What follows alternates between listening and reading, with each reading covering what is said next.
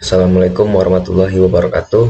Nama praktikan M. Samil Indra dengan NIM 0805 1282 12644 dari kelas D Ilmu Kelautan Angkatan 2021.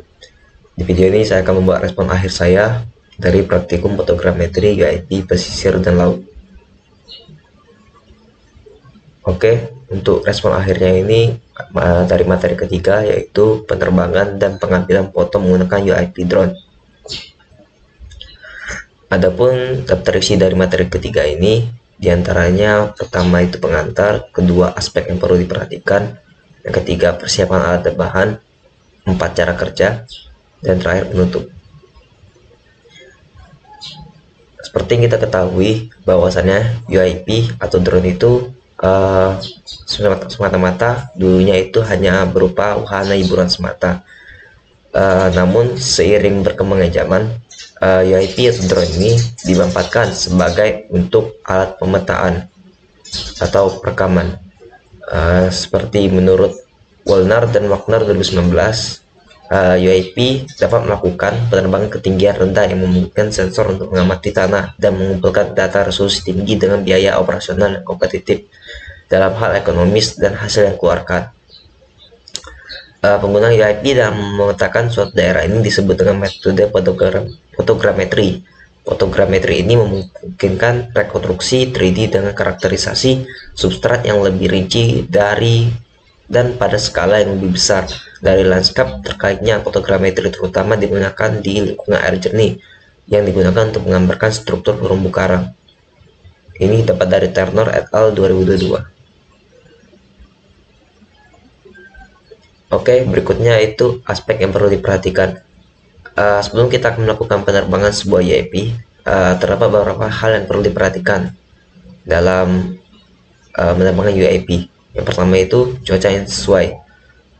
Cuaca yang sesuai ini bisa dibilang cuacanya itu normal, tidak hujan, tidak panas yang berlebihan, dan cuacanya itu cukup normal. Yang kedua itu tidak ada bagian dari UIP yang cacat. Sebelum kita melakukan penerbangan, kita pastikan dulu UIP apakah ada yang cacat bagiannya, seperti dari baling-balingnya, atau mesinnya, atau remote-nya, atau rotornya, dan sebagainya. Yang ketiga, lokasi lepas landas yang aman. Lokasi lepas landas yang aman ini lokasi yang kita untuk terbangkan UIP ini dipastikan lokasinya itu bersih atau jauh dari debu atau tanah. Kalau dia seperti di lapangan semen itu tidak apa-apa. Yang penting lokasi lepas landasnya itu bersih dan cukup luas. Dan netral itu semua prosedur pre-flight telah terpenuhi. Oke, pada praktikum minggu lalu itu ada alat dan bahan yang dibutuhkan, diantaranya itu perangkat keras, yang diantaranya drone, yang kedua itu adalah HP Android. Oke, kita lanjut. Tadi lupa, rangka lunak yang kita gunakan pada praktikum minggu lalu itu adalah by for you apply by alloc, yang biasa digunakan oleh materinya, tapi umumnya yang digunakan itu adalah software download replay. Oke, ini adalah cara kerja dari penerbangan dan melakukan perekaman UIP, tapi secara teoris saya menjelaskannya. Yang pertama itu dari segi penerbangan. Yang pertama itu kita pastikan dulu baterai dalam posisi penuh. Yang kedua, memasang baterai dan keempat baling-baling atau propeller drone, melepaskan koper kamera gimbal. Yang keempat, posisikan drone di tempat yang luas dan tidak terhalang. Yang kelima, sambungkan remote control ke perangkat smartphone beserta aplikasi remote control, yang aplikasinya dia adalah by for you play by alloc.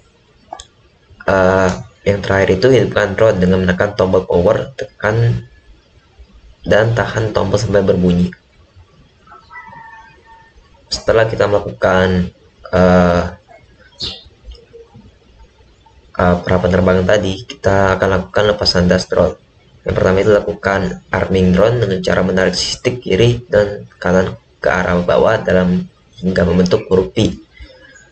Kemudian lalu kita naikkan drone dengan cara mendorong ke atas stick kiri. Pada saat melakukan penerbangan, di sini saya akan menjelaskan yang ada dilakukan. Yang pertama itu stick kiri digunakan untuk throttle dan roll. Roll ini merupakan pergerakan drone ke samping, seperti pada gambar bisa dilihat, yang dimana drone-nya itu stick kiri itu jika digeser ke kiri maka drone-nya akan bergerak ke kiri, dan jika ke kanan akan bergerak ke kanan. Berikutnya tadi ada roll, sekarang throttle yang berfungsi menggerakkan drone naik turun. Jadi fungsi tombol tadi yang tadi kalau ke kiri kanan itu untuk pergerakannya ke samping, sedangkan throttle ini ke atas ke bawah ini adalah untuk pergerakan naik turunnya drone. Dan yang kedua ini ada stick kanan yang digunakan untuk yaw and pitch. Yang pertama itu yaw yang berputarnya drone kiri ke kanan, seperti yang ada di gambar bisa dilihat. Jika kita stick kanan ini kita gerakan ke arah kanan controllernya, jadi nanti drone-nya itu berputar ke arah kanan, dan juga sebaliknya jika di arah kiri akan berputar ke kiri seperti pada gambar.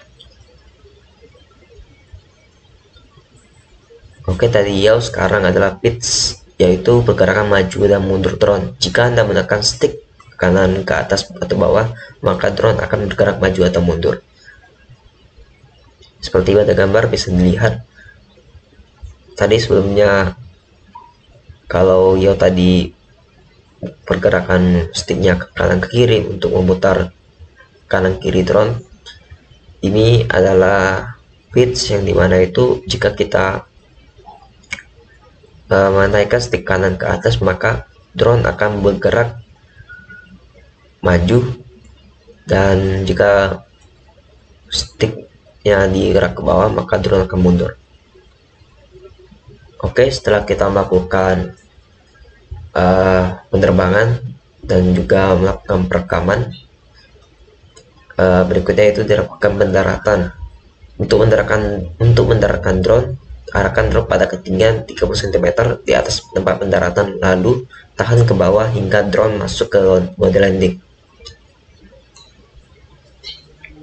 Dan terakhir setelah penerbangan, yang dimana itu setelah kita melakukan penerbangan, langkah pertama kita lakukan yaitu tekan tombol power, tekan 2 kali dan tahan tombol sampai lampu baterai mati.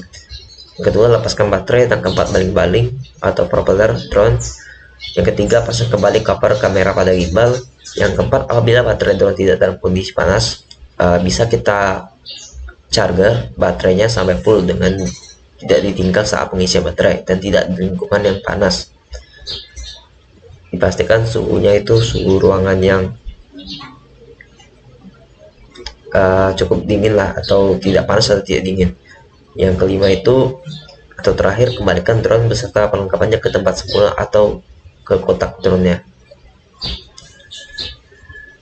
Oke, mungkin itu saja yang dapat saya sampaikan pada respon akhir pada praktikum minggu lalu.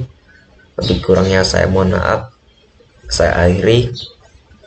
Wassalamualaikum warahmatullahi wabarakatuh.